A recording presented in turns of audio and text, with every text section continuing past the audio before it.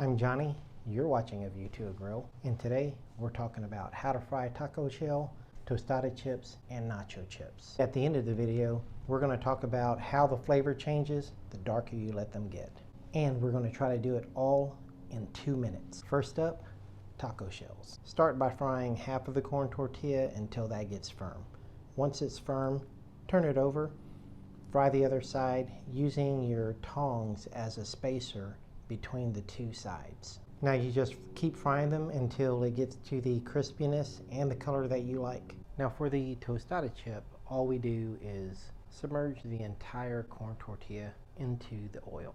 Now be careful, because if you do it too quickly, the oil can start popping and bubbling real fast and cause a mess on your stove.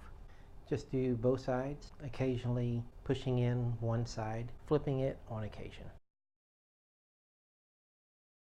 Now let's do the nacho chips. Now these are the ones that I really like to do in stages.